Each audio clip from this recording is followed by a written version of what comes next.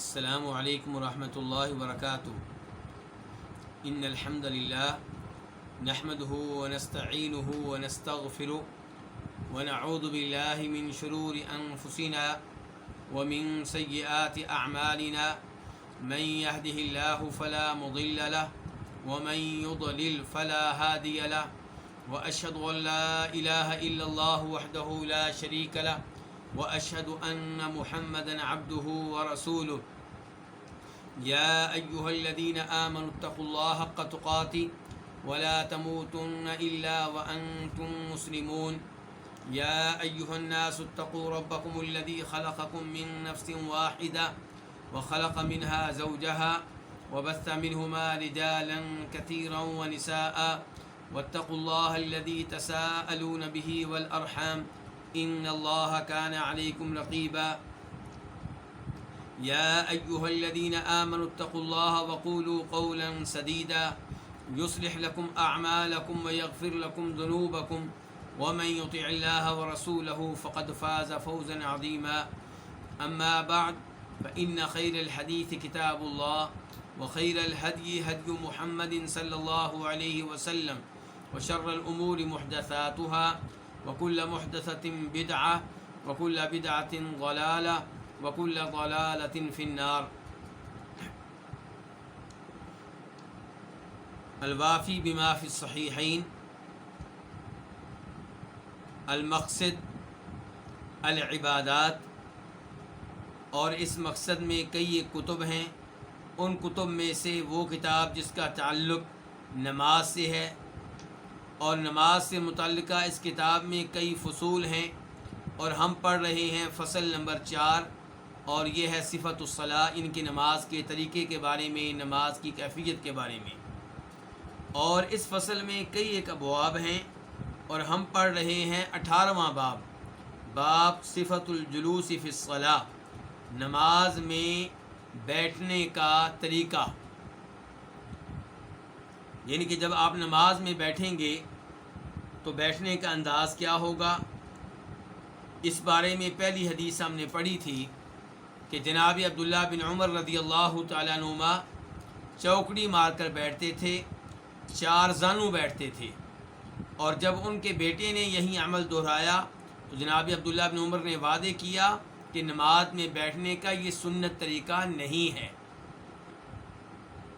اور پھر بتایا کہ میں تو اس لیے بیٹھتا ہوں کہ میں بوڑھا ہو چکا ہوں، میرے پاؤں، میرا وزن، میری ٹانگیں میرا وزن نہیں اٹھاتی۔ اور دیگر احادیث سے ثابت ہے کہ نبی علیہ الصلوۃ والسلام بھی بڑھاپے میں 4 زانو بیٹھا کرتے تھے۔ اس کے بعد ہم نے حدیث پڑھی تھی، حدیث نمبر 441 441، یہ ہم پڑھ چکے ہیں، اور اس حدیث کو روایت کرنے والے صحابی کا نام ہے عبداللہ بن زبیر۔ انہوں نے بیان کیا ہے کہ نبی علیہ الصلوۃ والسلام تشہد میں، اتحیات میں کیسے بیٹھا کرتے تھے، اور یہ بیان کرتے ہوئے انہوں نے یہ بھی کہا کہ وہ اشار باصبعہ، یہ اس روایت کا آخری لفظ ہے کہ آپ نے اپنی انگلی کے ساتھ اشارہ کیا۔ اور میں نے یہ حدیث پڑھانے کے بعد گزارش کی تھی کہ آئندہ درس میں بتاؤں گا کہ نبی صلی اللہ علیہ وسلم جب اتحیات میں بیٹھتے تھے، تشہد میں بیٹھتے تھے، تو انگلی سے اشارہ کیسے کرتے تھے۔ اس بارے میں نبی علیہ الصلوۃ والسلام سے 3 طریقے ثابت ہیں۔ پہلا طریقہ وہ جسے بیان کرتے ہیں جناب عبداللہ بن زبیر رضی اللہ تعالی عنہما، اور اس طریقے کا خلاصہ اور مفہوم یہ ہے، جو مفہوم ہمیں معلوم ہوتا ہے اس روایت سے اور اس روایت کی دیگر کتب میں جو روایات آئی ہیں جو ان سے پتہ چلتا ہے، ان کہ عبداللہ بن زبیر کی حدیث، عبداللہ بن زبیر کی بیان کردہ حدیث کی یہ روایت جو ہمارے سامنے ہے، اور اس حدیث کی دیگر روایات جو دیگر کتب میں آئی ہیں، ان سب کو ملا کر نتیجہ یہ نکلتا ہے کہ آپ انگلی سے اشارہ اس طرح کریں گے کہ آپ کی یہ انگلیاں بند ہوں گی، یہ 3 انگلیاں بند ہیں آپ کی، بلکہ ہاں 3 انگلیاں بند ہیں، اور یہ جو شہادت والی انگلی ہے یہ کھڑی ہے، اسے آپ بند نہیں کریں گے۔ آپ کا انگوٹھا کہاں ہوگا؟ آپ کا انگوٹھا ہوگا آپ کی درمیانی انگلی پہ، یہ دیکھیں، یہ درمیان والی انگلی پہ انگوٹھا ہے، اور اس سے اشارہ ہو رہا ہے، اور یہ اشارہ کرتے ہوئے انگلی کو حرکت دیں گے کب؟ جب آپ دعا کریں گے۔ یہ جو انگلی کو حرکت دینے کا مسئلہ ہے، اس کا تعلق نہ پہلے طریقے سے ہے، نہ دوسرے سے، نہ طریقے سے، اس کا تعلق تینوں طریقوں سے ہے، لیکن میں ابھی سے یہ بیان کر رہا ہوں کہ کہیں ایسا نہ ہو کہ بعد میں بھول جاؤں اور یہ بیان کرنا رہ جائے، کیونکہ اس بارے میں شاید حدیث نہیں ہے ہمارے یہاں، تو یہ میں اضافی طور پہ بیان کر رہا ہوں، اس لیے میں ابھی بیان کر رہا ہوں کہ ایسا نہ ہو کہ بعد میں یہ رہ جائے۔ تو یہ ہے اشارہ قبلے کی جانب، اور آپ کی نگاہ بھی اس انگلی پہ رہے گی، اور دعا کرتے ہوئے اس کو حرکت دینی۔ اب حرکت کیسے دینی ہے؟ حرکت دینے کے بارے میں نبی علیہ الصلوۃ والسلام سے واضح طور پہ کچھ نہیں ملتا جو صحیح سند سے ثابت ہو، لیکن یہاں پہ میں یہ بیان کرنا چاہوں گا کہ مصر کے ایک بڑے عالم دین ہیں، بڑے محدث ہیں، شیخ ابو اسحاق الحوینی، زندہ ہیں، موجود ہیں، اللہ ان کی زندگی میں برکتیں ڈالے۔ وہ اپنے ایک کلپ میں بیان کرتے ہیں کہ جب میں شیخ البانی رحمہ اللہ سے ملنے کے لیے گیا، شیخ البانی موجودہ زمانے کے بہت بڑے محدث، محمد ناصر الدین البانی فوت ہو چکے ہیں، کچھ ہی عرصہ پہلے فوت ہوئے ہیں۔ تو کہتے ہیں جب میں ان سے ملنے کے لیے گیا تو میں نے ان کے ساتھ نماز پڑھی، تو نماز میں جب انگلی کو حرکت دیتا تھا تو میں ایسے کرتا تھا، اور آپ نے دیکھا ہوگا کہ کئی لوگ ایسا کر رہے ہوتے ہیں۔ تو شیخ صاحب کہنے لگے یہ تم کیا کر رہے تھے؟ میں نے کہا میں وہی کچھ کر رہا تھا جو میں نے آپ کی کتاب سے سیکھا ہے، آپ نے جو نماز کے طریقے کے بارے میں کتاب لکھی ہے اس سے میں نے یہ سیکھا ہے۔ یہ کون کہہ رہے ہیں؟ ابو اسحاق حوینی شیخ البانی رحمہ اللہ سے کہہ رہے ہیں۔ شیخ البانی رحمہ اللہ نے کہا لیکن میں تو اس کا قائل نہیں ہوں۔ تو کہا شیخ صاحب پھر اس روایت کا کیا مطلب ہے کہ آپ انگلی کو حرکت دیتے تھے؟ تو شیخ صاحب نے بتایا کہ تم جو کر رہے ہو یہ تو انگلی کو اوپر نیچے کرنا ہے، یہ تو اوپر نیچے کرنا ہے، یہ خفض اور رفع ہے، اور حرکت کیا ہے؟ حرکت یہ ہے، یہ حرکت ہے۔ تو بہرحال اس بارے میں واضح طور پہ نبی علیہ الصلوۃ والسلام سے کچھ نہیں ملتا جو صحیح سند سے ثابت ہو۔ شیخ البانی رحمہ اللہ کا موقف میں نے آپ کے سامنے رکھ دیا ہے، اور اسی پہ میں خود بھی مطمئن ہوں۔ تو بہرحال میں نے پہلا طریقہ کیا بیان کیا ہے، جو عبداللہ بن زبیر رضی اللہ عنہما کی بیان کردہ حدیث کے مطابق ہے کہ تینوں انگلیاں بند ہیں، اور انگوٹھا جو ہے وہ درمیان والی انگلی پہ ہے، اور شہادت کی انگلی کھڑی ہے، اس سے اشارہ ہو رہا ہے قبلے کی جانب۔ اب آتے ہیں دوسرے طریقہ کی طرف۔ دوسرا طریقہ وہ ہے جو اس حدیث میں آئے گا جس کا نمبر ہے 442 442، اور جس حدیث کے بیان کرنے والے صحابی کے نام کیا؟ عبداللہ بن عمر رضی اللہ عنہما۔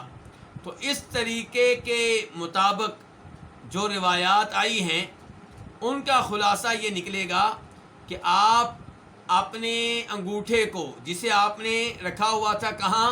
درمیانی انگلی پہ، اب آپ رکھیں گے شہادت والی انگلی کی جڑ میں، یہاں، یہ دیکھیے، اور جب دعا کریں گے تو اس کو پھر حرکت دیں گے۔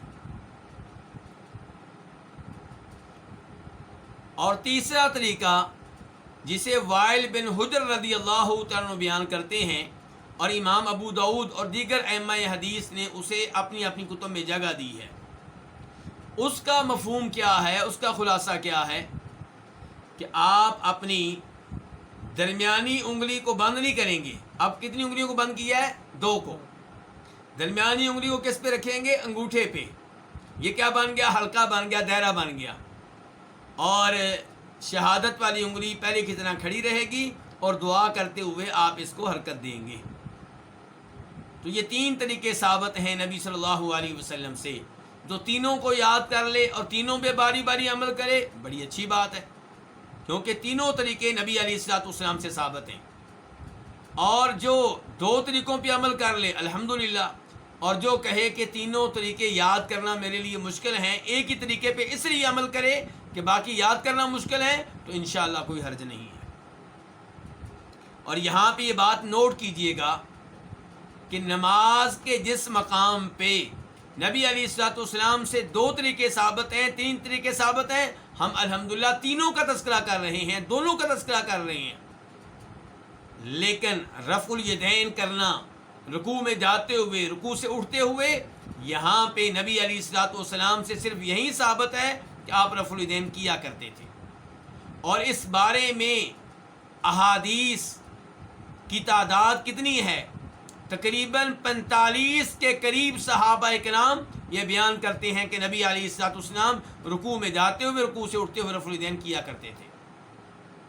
اس کے مقابل میں رفع الیدین ترک کرنے کی، رفع الیدین نہ کرنے کے بارے میں ایسی کوئی حدیث جو صحیح سند سے ثابت ہو اور صریح ہو بالکل نہیں ہے.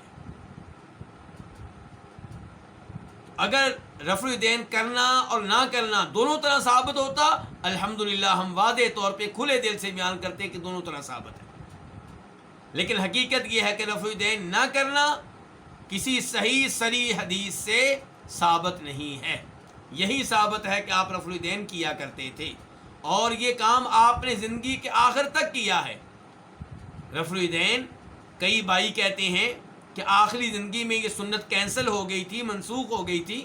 تو گزارش یہ ہے، کب منسوخ ہوئی، کب کینسل ہوئی، کس حدیث سے پتہ چل رہا ہے؟ پتہ تو یہ چلتا ہے کہ وہ صحابہ کرام رضوان اللہ علیہم اجمعین جو پہلے مسلمان نہیں تھے، آپ کی آخری زندگی میں مسلمان ہوئے، اور وہ مدینہ کے رہنے والے نہیں تھے، یمن سے آئے، اور انہوں نے آپ کی آخری زندگی کی نمازیں دیکھی ہیں. وہ بھی بیان کرتے ہیں کہ آپ صلی اللہ علیہ وسلم نماز میں رفع الیدین کیا کرتے تھے. کون ہے وہ صحابی؟ نام نوٹ کیجئے گا.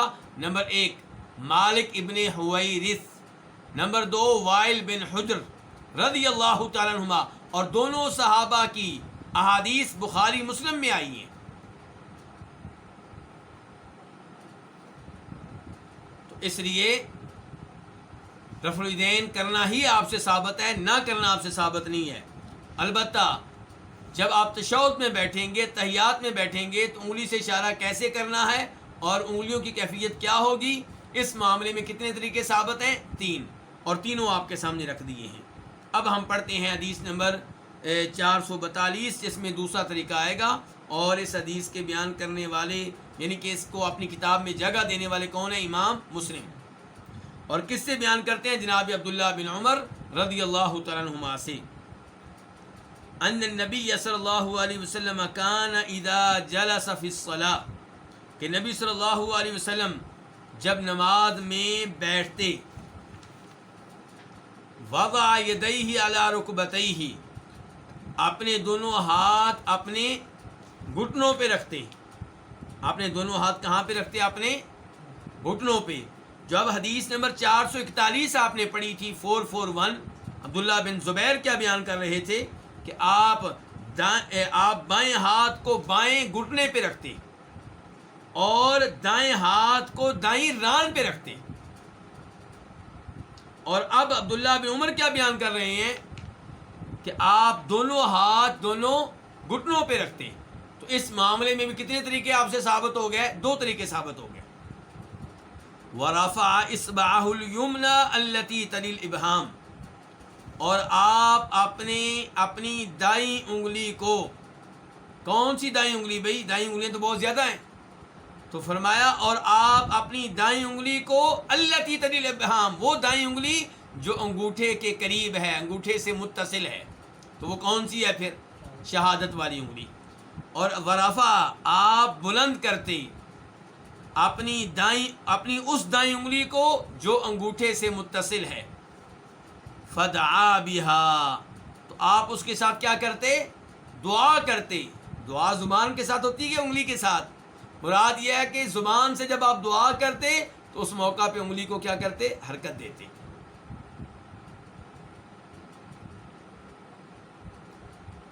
وَيَدُهُ الْيُسْرَى عَلَى رُكْبَتِهِ الْيُسْرَى، اور آپ کا بایاں ہاتھ آپ کے بائیں گھٹنے پہ ہوتا. آگے کیا کہتے ہیں؟ باسطها علیہ، آپ اس ہاتھ کو، کس کو؟ بائیں ہاتھ کو. پہلے یہ بیان کر چکے ہیں عبداللہ بن عمر کہ آپ کے دونوں ہاتھ کہاں پہ ہوتے تھے؟ آپ کے دونوں گھٹنوں پہ. آپ ایک اور چیز بیان کرنا چاہتے ہیں بائیں ہاتھ کے بارے میں، تو کہتے ہیں آپ کا بایاں ہاتھ آپ کے بائیں گھٹنے پہ ہوتا.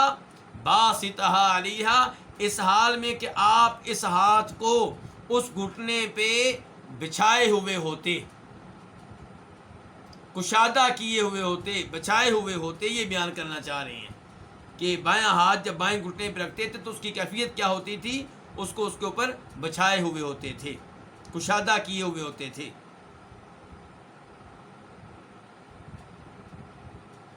تو یہ دو طریقے ہیں جو ہم نے سیکھ لیے ہیں. اب دوسری حدیث والا طریقہ پھر کون سا ہے کہ آپ نے اپنا انگوٹھا کہاں رکھا ہوا ہے؟ شہادت والی انگلی کی جڑ میں رکھا ہوا ہے.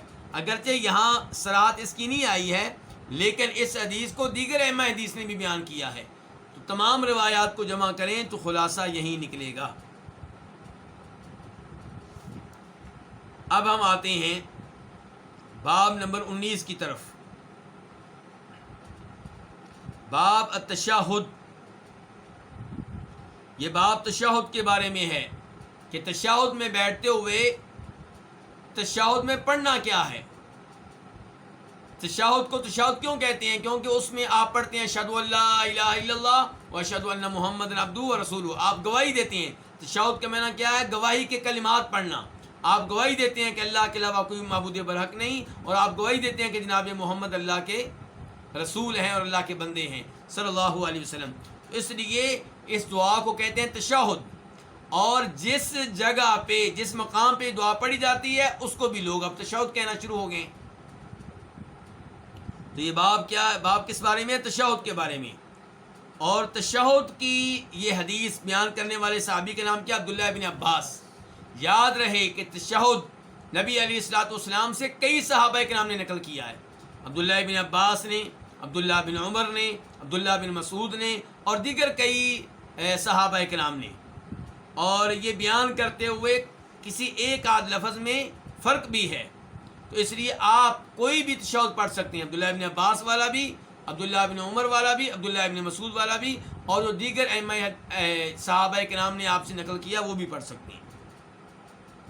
تو حدیث نمبر کیا ہے؟ 443، 443. اسے بیان کرنے والے امام کا نام کیا؟ امام مسلم. عن ابن عباس، جناب عبداللہ ابن عباس رضی اللہ تعالیٰ عنہما سے روایت ہے، انہو قال، کہ بے شک انہوں نے کہا، کان رسول اللہ صلی اللہ علیہ وسلم یعلمون التشہد، کہ رسول اللہ صلی اللہ علیہ وسلم ہمیں تشہد سکھایا کرتے تھے، ہمیں تشہد کی تعلیم دیتے تھے. کما یعلمون السورۃ من القرآن، جیسے آپ ہمیں قرآن کی کسی سورت کی تعلیم دیتے تھے. جیسے قرآن کی سورت آپ ہمیں توجہ سے پڑھاتے، ایک ایک لفظ سکھاتے اور کسی لفظ میں تبدیلی کی اجازت نہ دیتے، ایسے ہی آپ ہمیں تشہد بھی دھیان سے، توجہ سے پڑھاتے. تو رسول اللہ صلی اللہ علیہ وسلم یعلمون التشہد، ہمیں تشہد کی تعلیم دیا کرتے تھے، ہمیں تشہد سکھایا کرتے تھے. کما یعلمون السورۃ من القرآن، جیسے آپ ہمیں قرآن کی سورت کی تعلیم دیا کرتے تھے. فکان یقول، پس آپ کہا کرتے تھے، کیا کہا کرتے تھے؟ التحیات المبارکات الصلوات الطیبات للہ، السلام علیک ایھا النبی ورحمۃ اللہ وبرکاتہ، السلام علینا وعلی عباد اللہ الصالحین، اشہد ان لا الہ الا اللہ واشہد ان محمد رسول اللہ. چند دن پہلے ہم نے یہ پڑھا تھا. ذرا میں اس حدیث کا نمبر دیکھ لوں اور آپ کو بتا دوں تاکہ آپ اسے نوٹ کر لیں.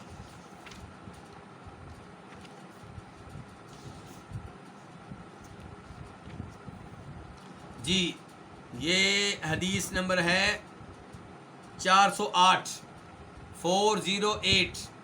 اور پیج جو ہے پیج نمبر ہے 191 ہماری کتاب کا، تو وہاں پہ یہ اتحیات ہم نے کہ اتحیات کے یہ الفاظ پڑھے ہیں۔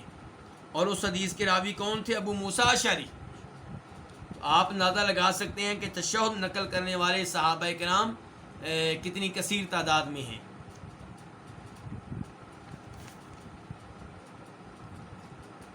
تو آپ کیا کہتے تھے؟ التحیات المبارکات الصلوات الطیبات للہ۔ التحیات کا معنی ہم کیا کریں گے؟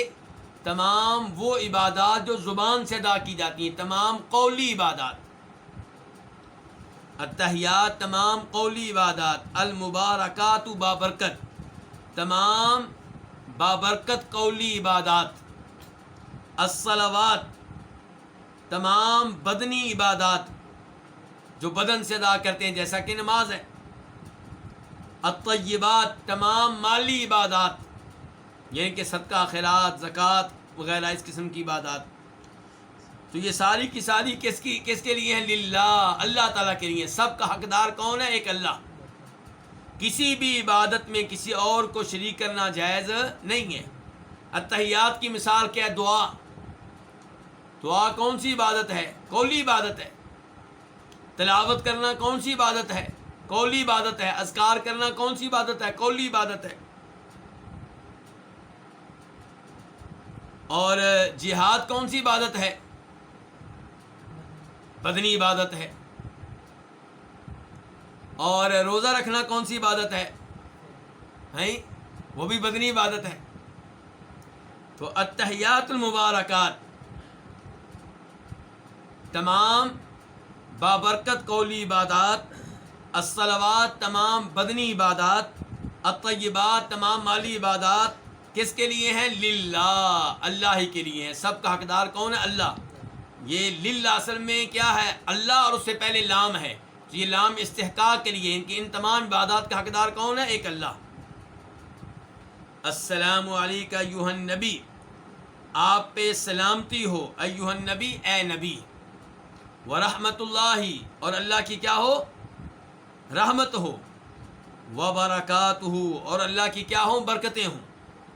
تو نبی علیہ الصلوۃ والسلام کے لیے کتنی دعائیں کر دی ہم نے؟ 3، کہ آپ پہ سلامتی نازل ہو اللہ کی طرف سے، اللہ کی رحمتیں نازل ہوں، اللہ کی برکتیں نازل ہوں۔ تو امت کو سکھایا گیا ہے دعا کریں کس کے لیے؟ اپنے نبی کے لیے۔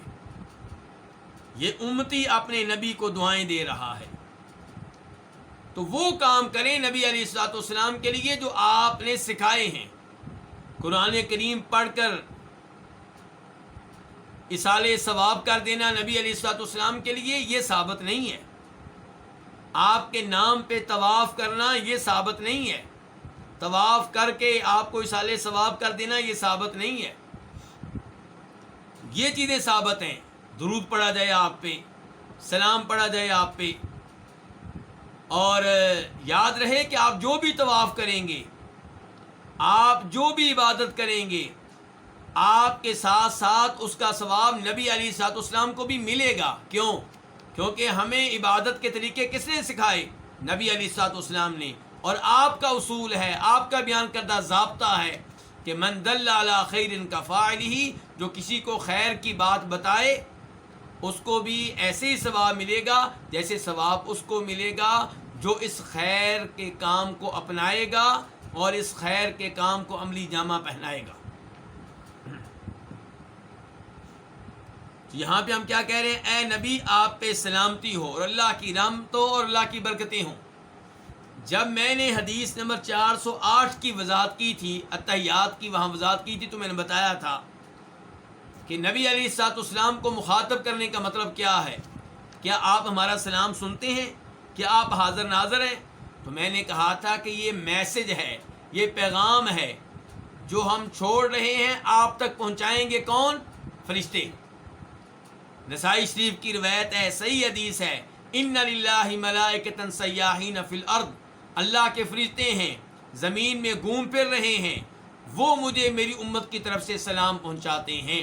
تو سلام آپ تک پہنچتا ہے، پہنچاتے کون ہیں؟ فرشتے۔ یہ کہنا کہ سلام آپ خود سنتے ہیں اس کی کوئی دلیل نہیں ہے، اور یہ موقف قرآن کی آیات کے خلاف ہے۔ قرآن ہمیں یہ بتاتا ہے کہ وما انت بمسمع من فی القبور، کہ جو بھی قبروں میں ہیں انہیں آپ اپنی آواز نہیں سنا سکتے. انک لا تسمع الموتى، فوت شدگان کو آپ اپنی آواز نہیں سنا سکتے. اس لیے ہمارا سلام آپ تک پہنچتا ہے. خود سننے والی بات درست نہیں ہے، آپ کے حاضر ناظر ہونے کی بات درست نہیں ہے، آپ کے عالم الغیب ہونے کی بات درست نہیں ہے. یہی وجہ ہے کہ صحابہ کرام رضوان اللہ علیہم اجمعین میں سے بہت ساروں نے آپ کے فوت ہو جانے کے بعد اتحیات پڑھتے ہوئے، یہ دعا پڑھتے ہوئے آپ کو مخاطب کرنا ترک کر دیا تھا. یعنی کہ ہم کیا پڑھتے ہیں، یہ دعا کیا ہے، اے نبی آپ پہ سلام ہو، اللہ کی رحمتیں اور برکتیں ہوں. انہوں نے اے نبی ترک کر دیا تھا. کیا کہتے تھے کہ نبی علیہ الصلوۃ والسلام پہ سلامتی ہو، نبی علیہ السلام پہ اللہ کی رحمتیں اور برکتیں ہوں. اور اس بات کا ثبوت ہمیں بخاری شریف سے بھی ملتا ہے، اور اس بات کا ثبوت ہمیں اس روایت سے بھی ملتا ہے جسے امام عبدالرزاق اپنی کتاب المصنف میں لے کر آئے ہیں، کہ عطا بن ابو رباح تابعی کہتے ہیں کہ صحابہ کرام رضوان اللہ علیہم اجمعین کیا پڑھتے تھے، آپ کے فوت ہو جانے کے بعد السلام علی النبی پڑھتے تھے، کہ نبی علیہ السلام پہ سلامتی نازل ہو. یہ نہیں پڑھتے تھے اے نبی آپ پہ سلامتی نازل ہو. تو سلام آپ تک پہنچتا ہے، چاہے آپ پاکستان سے پڑھیں، چاہے آپ انڈیا سے پڑھیں، چاہے بنگلہ دیش سے پڑھیں، چاہے افغانستان سے پڑھیں، چاہے آپ سعودی عرب سے پڑھیں، چاہے مکہ سے پڑھیں، چاہے مدینہ سے پڑھیں، چاہے مسجد نبوی میں کھڑے ہو کے پڑھیں، چاہے آپ کی قبر کے پاس کھڑے ہوں، یہ سلام آپ تک پہنچتا ہے. خود سننے والا مسئلہ درست نہیں ہے.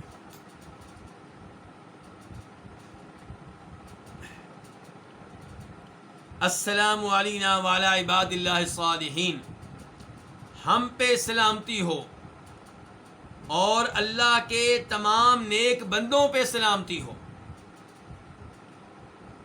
تو اگر ہم چاہتے ہیں کہ نمازی لوگوں کی یہ دعا ہمیں ملے تو ہم کیا بن جائیں، نیک بن جائیں. اگر نیک نہیں ہوں گے تو اربوں کی تعداد میں لوگ نمازیں پڑھتے ہیں، ان کی دعاؤں سے محروم رہ جائیں گے. اس دعا کا حقدار بنے، نیک بن کر کبیرہ گناہوں سے دور رہا کریں، واجبات اور فرائض پہ عمل کیا کریں. نیک کس کو کہتے ہیں؟ نیک اس کو کہتے ہیں جو اللہ کے حقوق بھی ادا کرے اور بندوں کے حقوق بھی ادا کرے.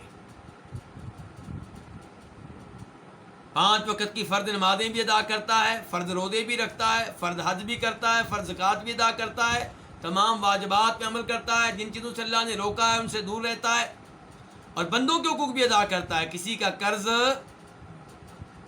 اپنے پاس نہیں رکھتا، جب قرض واپس کرنے کا وقت آ جائے تو قرض واپس کرتا ہے.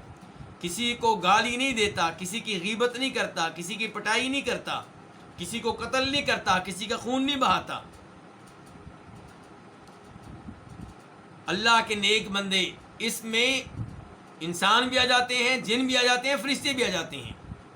اشہد ان لا الہ الا اللہ و اشہد ان محمد رسول اللہ، میں گواہی دیتا ہوں کہ اللہ کے علاوہ کوئی معبود برحق نہیں ہے. یعنی کہ میں گواہی دیتا ہوں اللہ کے علاوہ کوئی ایسا نہیں ہے جو کسی بھی عبادت کا حقدار ہو، کسی بھی عبادت کے لائق ہو. اور دعا عبادت ہے یا نہیں؟ بہت بڑی عبادت ہے، بلکہ یہ اس کو عبادات کا مغز بھی کہا گیا ہے. اب ہمارے کئی کلمہ پڑھنے والے لوگ کلمہ پڑھنے کے باوجود، کلمے میں یہ اقرار کرنے کے باوجود کہ اللہ کے علاوہ کوئی بھی عبادت کے لائق نہیں ہے، فوت شدگان سے دعا کرتے ہیں، اور یہ عبادت ہے. آپ مانے نہ مانے، قبر والے کو آپ نے معبود بنا لیا ہے، اللہ کا شریک بنا لیا عبادت میں. وَأَشْهَدُ أَنَّ مُحَمَّدًا رَسُولُ اللَّهِ، اور میں گواہی دیتا ہوں کہ بے شک محمد اللہ کے کیا ہیں، رسول ہیں. اللہ کا رسول ماننے، جناب محمد صلی اللہ علیہ وسلم کو رسول ماننا، اس معاملے میں بھی کئی لوگوں سے کوتاہی ہو رہی ہے. آپ کی صحیح حدیث آتی ہے، اس کو چھوڑ کے اپنے امام کی بات کو لے لیتے ہیں، حدیث کو نظر انداز کر دیتے ہیں. بھائی رسول تو محمد ہے صلی اللہ علیہ وسلم، یہ آپ نے کیا کیا؟ آپ کی حدیث کو چھوڑ دیا، اپنے بزرگ، اپنے پیر، قاری صاحب، امام صاحب کی بات کو لے لیے. یہ آپ کیا کر رہے ہیں؟ تو اس جملے کا بھی حق ادا کریں کہ میں گواہی دیتا ہوں کہ بے شک محمد کیا اللہ کے رسول ہیں.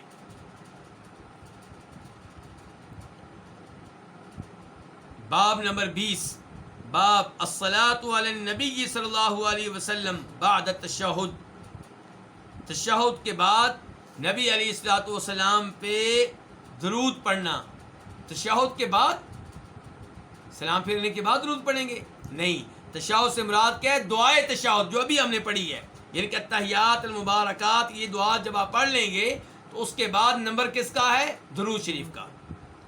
تو دعائے تشہد کے بعد، شہادتین کے بعد، توحید و رسالت کی گواہی دے لینے کے بعد نبی علیہ الصلوۃ والسلام پہ درود پڑھنا۔ اچھا، یہ درود پہلے تشہد میں پڑھیں گے یا دوسرے میں؟ دیکھیے، کتاب کے مؤلف نے یہ نہیں کہا کہ دوسرے تشہد میں، کیا کہا ہے؟ تشہد کے بعد۔ اور یہی صحیح بات ہے کہ پہلا تشہد ہو یا دوسرا، دونوں میں درود شریف پڑھنا چاہیے۔ لیکن اگر کوئی پہلے میں نہیں پڑھتا تو انشاءاللہ اس میں کوئی حرج نہیں ہے۔ اور افضل کیا ہے کہ آپ پہلے میں بھی پڑھیں، دوسرے میں بھی پڑھیں۔ پہلے تشہد دوسرے تشہد کا طریقہ ایک ہی ہے، جب تک کہ شریعت فرق نہ کرے۔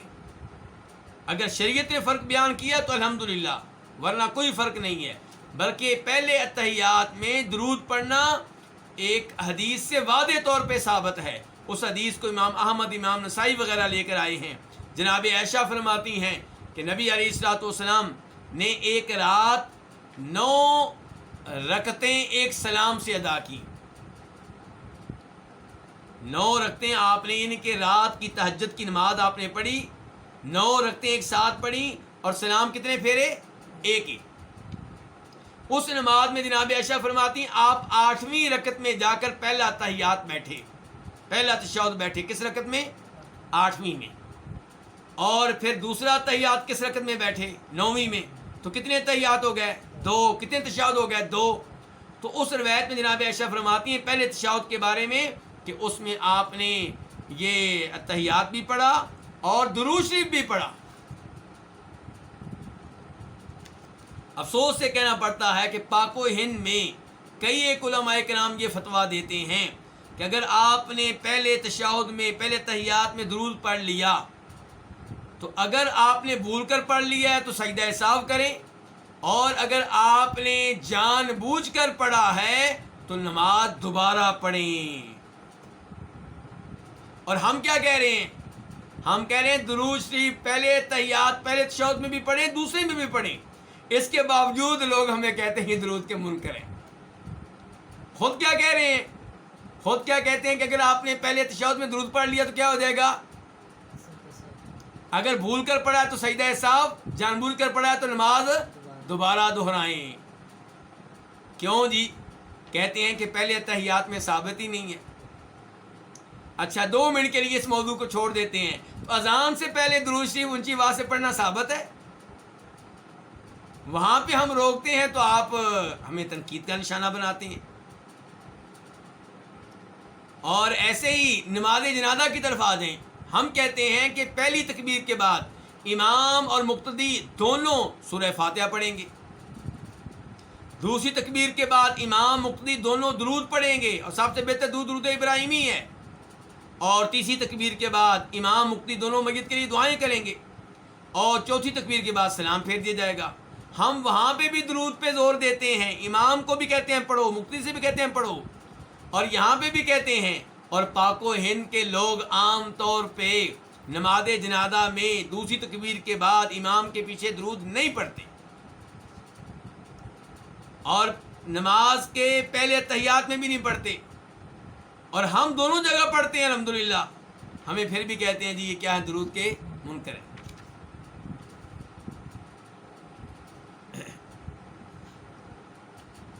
حدیث نمبر 444 444 قاف۔ اس حدیث کے بیان کرنے پہ اتفاق ہے کس کا؟ امام بخاری کا اور امام مسلم کا۔ عن عبد الرحمن بن ابی لیلہ، عبد الرحمن بن ابو لیلہ سے روایت ہے، قال، وہ کہتے ہیں لقینی کعب بن عجرہ، کہ مجھے کعب بن عجرہ صحابی ملے، فقال، تو انہوں نے کہا، الا اہدی لک ہدیۃ سمعتها من النبی صلی اللہ علیہ وسلم، کیا میں تمہیں وہ ہدیہ نہ دوں جو میں نے نبی علیہ الصلوۃ والسلام سے سنا تھا، اہدی میں ہدیہ دوں، گفٹ دوں، تحفہ دوں، لاکا تمہیں، کیا میں تمہیں وہ ہدیہ نہ دوں جو میں نے کس سے حاصل کیا تھا؟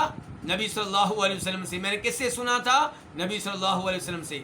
تو نبی علیہ الصلوۃ والسلام کے بابرکت زبان سے نکلے ہوئے الفاظ بہترین ہدیہ ہیں، بہترین گفٹ ہیں۔ یعنی کہ جو حدیث آپ نے کہی کسی اور کو آپ دیں، یہ کیا ہے؟ بہترین گفٹ ہے، بہترین ہدیہ ہے۔ اس کا مطلب یہ ہے کہ احادیث پہ مشتمل صحیح بخاری کا ان کے کاپی، کتاب، بک آپ کسی کو دیں، کیا ہے؟ بہترین ہدیہ ہے، بہترین تحفہ ہے۔ خصوصاً جب کہ وہ جس کو آپ حدیث شریف کا تحفہ دینے والے ہوں، اس کے بارے میں آپ کو گمان ہو کہ یہ پڑھے گا، یہ کیا کرے گا؟ پڑھے گا، بار بار پڑھے گا، پوری زندگی پڑھے گا۔ تو دین کے طالب علم آپ کے دائیں بائیں جو موجود ہوں اور حدیث سے محبت کرنے والے ہوں، ان کو کتاب کا تحفہ دیا کریں، تاکہ آپ کے لیے کیا بن جائے؟ صدقہ جاریہ بن جائے آپ کے لیے۔ اور یقین جانیں، علماء کرام اور دین کے طالب علم جو معاشرے میں دین کی خدمت کر رہے ہیں، آپ مجھ سے بہتر جانتے ہیں ان کی تنخواہ کتنی ہوتی ہے۔ کیا اس تنخواہ سے وہ بخاری شریف خرید سکتے ہیں؟ اس تنخواہ سے گھر کا خرچہ چلانا مشکل ہے، کتاب کیسے خریدیں گے؟ اس لیے دین کے طالب علم اور علماء کرام ان کو کتاب وغیرہ کا تحفہ دیں تو یہ بہترین تحفہ ہے۔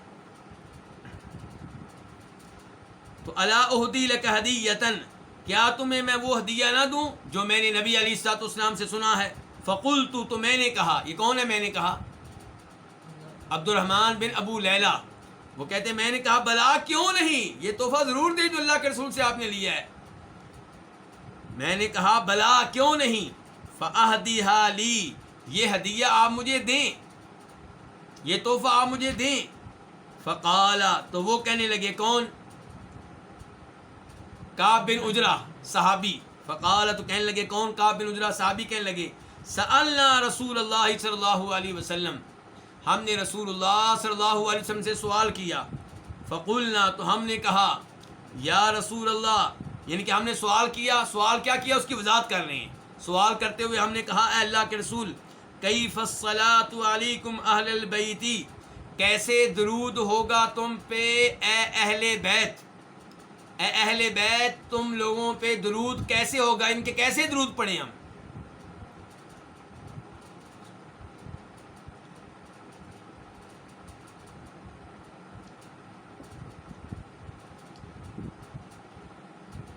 ہاں جی، غور کیجئے گا یہاں پہ، کیا ان لوگوں نے اپنا درود بنایا یا نبی علیہ الصلوۃ والسلام سے پوچھا درود کیسے پڑھیں؟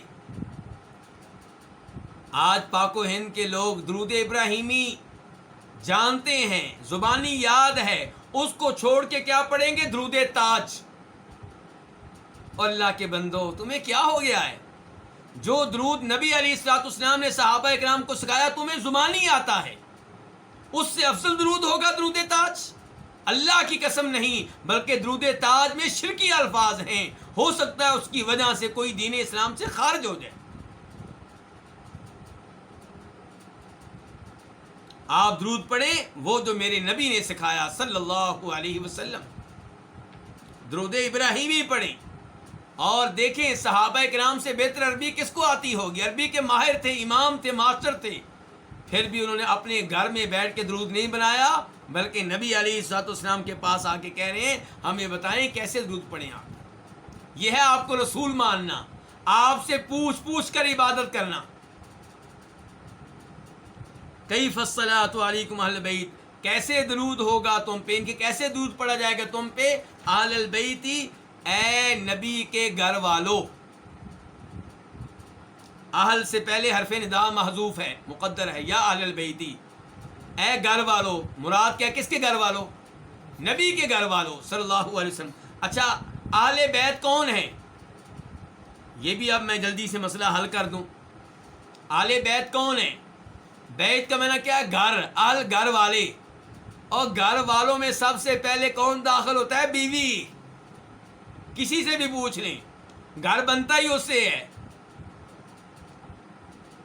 تو بیویاں سب سے پہلے آل بیت کے لفظ میں داخل ہیں، اور یہی ثابت ہوتا ہے قرآن کریم سے۔ سورہ احزاب کا مطالعہ کر لیں، 22ویں سپارے کے آغاز میں ہی اللہ رب العزت وہاں پہ کہتے ہیں، جب کہ وہ الفاظ جو اللہ نے کہے ہیں ان سے پہلے اللہ تعالیٰ براہ راست نبی علیہ الصلوۃ والسلام کی بیویوں سے مخاطب ہیں، ہم کلام ہیں، اور بعد میں بھی آپ کی بیویوں سے ہم کلام ہیں۔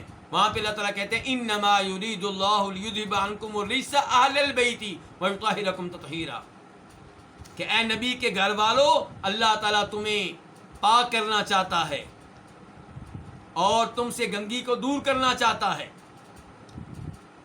اے نبی کے گھر والو، جبکہ اس سے پہلے کون مخاطب ہیں؟ آپ کی بیویاں۔ بعد میں بھی کون مخاطب ہے؟ آپ کی بیویاں۔ تو آپ کی بیویاں سب سے پہلے اس لفظ میں داخل ہیں۔ کئی لوگ کہتے ہیں جی اس صورت میں، سورہ احزاب میں جس آیت کا آپ تذکرہ کر رہے ہیں، انما یرید اللہ لیذھب عنکم الرجس اہل البیت، وہاں پہ اللہ نے وہ الفاظ استعمال کیے ہیں جو مردوں کے لیے ہوتے ہیں۔ تو گزارش یہ ہے کہ مردوں کے لیے الفاظ کیوں استعمال کیے ہیں؟ اس لیے کہ نبی کے گھر والے مرد بھی ہیں، عورتیں بھی ہیں۔ تو جب اللہ تعالیٰ کو ایسا مسئلہ بیان کریں جس میں مخاطب مرد بھی ہوں، عورت بھی ہوں، تو اللہ تعالیٰ کون سے الفاظ استعمال کرتے ہیں؟ مردوں والے۔ پورا قرآن پڑھ لیں آپ، عام طور پہ مخاطب کون ہے؟ مرد ہیں۔ تو کیا یہ قرآن عورتوں کے لیے نہیں ہے؟ عورتوں کے لیے بھی ہے۔ تو وہاں پہ آل بیت سے مراد آپ کی بیویاں سب سے پہلے ہیں، اور اس امر کی تائید قرآن کریم کی ایک اور آیت سے بھی ہوتی ہے۔ وہ آیت کون سی ہے؟ سورہ ہود میں اللہ رب العزت بیان کرتے ہیں کہ فرشتوں نے مخاطب کیا کس کو؟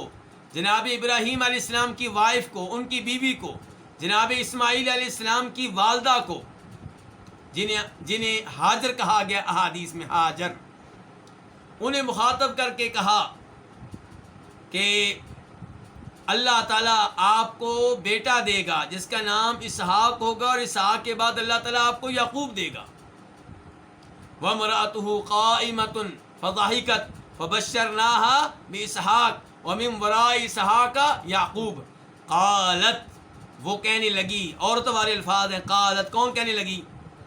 ابراہیم علیہ السلام کی وائف، وہ کہنے لگی یا ویلتا االد وانا عجوز وہذا بالی شیخا، میں بچہ جنم دوں گی جبکہ میں بانجھ ہو چکی، میرا خامن بوڑھا، اس عمر میں بچہ کیسے؟ ان ھذا لشیء عجیب، یہ تو بڑی عجیب بات ہے کہ جب میں بچہ جنم دینے کے قابل نہیں ہوں، جب میرا خامن بوڑھا ہو چکا ہے، تب اللہ مجھے بچہ دے گا، یہ بڑی عجیب بات ہے۔ قالوا، انہوں نے کہا، کنہوں نے؟ فرشتوں نے، اتعجبین من امر اللہ، کیا تو اللہ کے معاملے پہ تعجب کرتی ہے؟ تعجبین، یہ لفظ کس کے لیے؟ مردوں کے لیے کہ عورتوں کے لیے؟ عورتوں کے لیے، بلکہ ایک عورت کے لیے۔ ان کے مخاطب کون ہے؟ صرف ابراہیم علیہ السلام کی وائف، اکیلی ایک عورت۔ کہہ رہے اتعجبین من امر اللہ، کیا تم اللہ کے معاملے پہ تعجب کرتی ہو؟ یعنی کہ بڑھاپے میں بیٹا دینا یہ اللہ کا کام ہے، اس پہ تم تعجب کرتی ہو؟ آگے کیا کہا؟ آپ کی توجہ چاہوں گا، آگے کیا کہا؟ رحمت اللہ وبرکاتہ علیکم اہل البیت۔ مخاطب کون تھی؟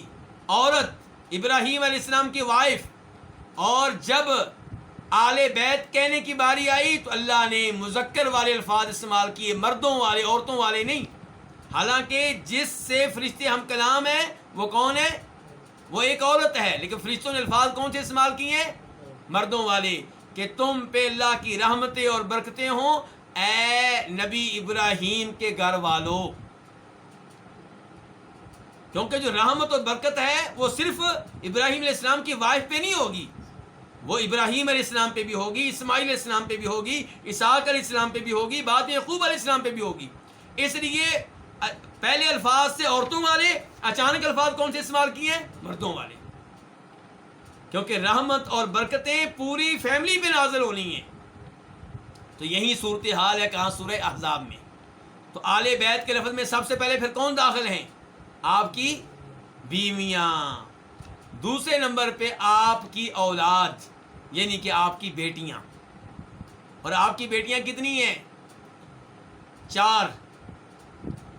وہ لوگ جنہیں صحابہ کرام سے پیار نہیں ہے وہ یہ عقیدہ آج کل پھیلا رہے ہیں لوگوں میں کہ آپ کی تو ایک ہی بیٹی تھی فاطمہ رضی اللہ تعالیٰ عنہا، باقی آپ کی بیٹیاں نہیں تھیں.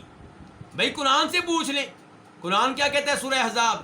یا ایھا النبی قل لازواجک و بناتک، اے نبی آپ کہہ دیں اپنی بیویوں سے، و بناتک اور اپنی بیٹیوں سے، یہ نہیں کہا ایک بیٹی سے، لفظ اللہ نے جمع والا بولا، اپنی بیٹیوں سے کہہ دیں.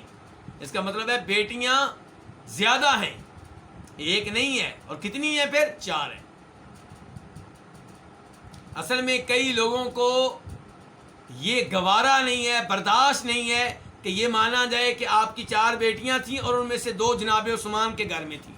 وہ یہ نہیں سننا چاہتے کہ نبی کی 2 بیٹیاں جناب عثمان کے گھر میں تھیں صلی اللہ علیہ وسلم. السلام علیکم ورحمۃ اللہ وبرکاتہ. معذرت چاہوں گا کوئی فنی خرابی پیدا ہو گئی تھی جس کی وجہ سے یہ رابطہ منقطع ہو گیا. تو بہرحال میں آل بیت کا تذکرہ کر رہا تھا کہ آل بیت میں آپ کے دادا عبد المطلب کی اولاد میں سے جو بھی مسلمان ہے، مرد ہو یا عورت، وہ شامل ہے. اور یہ بڑی اہم بات ہے کیونکہ عام طور پہ چچا یا چچاؤں کی اولاد آل بیت کا حصہ نہیں ہوتی. لیکن نبی علیہ الصلوۃ والسلام کا معاملہ دوسروں سے مختلف ہے. شاید یہی وجہ ہے کہ آپ نے ایک دفعہ ایک چادر لی اور اپنی چادر میں جناب علی کو داخل کیا رضی اللہ تعالیٰ عنہ، اور جناب فاطمہ کو داخل کیا رضی اللہ تعالیٰ عنہ، اور جناب حسن و حسین کو داخل کیا رضی اللہ تعالیٰ عنہما. ان چاروں کو داخل کرنے کے بعد کہا اے اللہ یہ ہیں میرے گھر والے، یہ ہیں میرے اہل بیت. جناب ام سلمہ وہ بھی قریب تھیں، بلکہ انہی کا گھر تھا، وہ آپ کی بیوی ہیں، ہماری ماں ہیں. وہ کہنے لگی اللہ کے رسول علیہ السلام میں بھی داخل ہو جاؤں، مجھے بھی داخل کریں گے؟ تو آپ نے کہا تم خیر کے اوپر ہو، تم اپنی جگہ پہ ہو.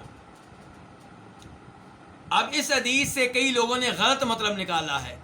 یہ مطلب نکالا ہے کہ شاید آپ کی بیویاں آل بیت میں سے نہیں ہیں، جب کہ معاملہ یہ تھا کہ اگر نبی علیہ الصلوۃ والسلام جناب علی کو اس انداز سے چادر میں داخل نہ کرتے اور حسن و حسین رضی اللہ عنہما کو داخل نہ کرتے تو شاید بعد میں کوئی کہتا بھئی یہ تو چچا کے بیٹے ہیں، یہ آل بیت میں سے کیسے ہو گئے. حسن و حسین کے بارے میں شاید کہا جاتا کہ یہ تو آپ کے نواسے ہیں، پوتے تو نہیں ہیں، یہ آل بیت میں سے کیسے ہو گئے. تو نبی علیہ الصلوۃ والسلام نے ان لوگوں کو اپنی چادر میں داخل کر کے بتا دیا کہ یہ بھی آل بیت میں سے ہیں.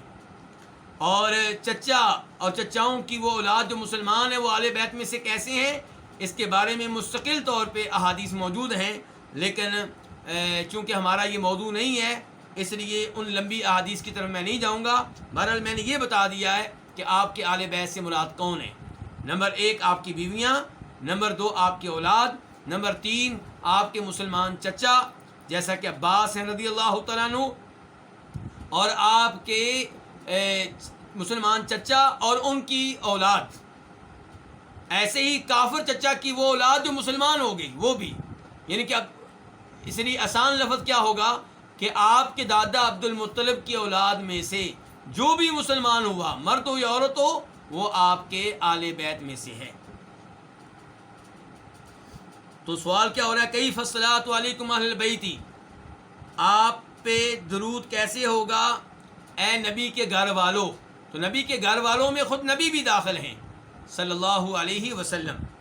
فإن اللہ، کیونکہ اللہ تعالیٰ نے قد علمنا، ہمیں تعلیم دے دی ہے، ہمیں بتا دیا ہے کہ کیف نسلم علیکم، کہ ہم کیسے آپ پہ سلام پڑھیں، یعنی کہ سلام پڑھنے کا طریقہ تمہیں بتا دیا گیا، لیکن درود کیسے پڑھنا وہ ہمیں معلوم نہیں ہے۔ قال، تو آپ نے کہا قولو، تم کہو، اور یہاں پہ نوٹ کریں، آپ نے یہ نہیں کہا بھائی تمہیں عربی آتی ہے جو مرضی درود پڑھ دو، مقصد تو درود پڑھنا ہی ہے نا جی، آپ نے یہ نہیں کہا، آپ کہہ رہے ہیں قولو، یہ الفاظ کہو، اللہم صلی علی محمد وعلی آل محمد، اے اللہ صلی، صلاۃ بھیج، کس پہ؟ محمد پہ، وعلی آل محمد، اور آل محمد پہ، صلی اللہ علیہ وسلم۔ محمد اور آل محمد، آل محمد سے کون ہو گئے؟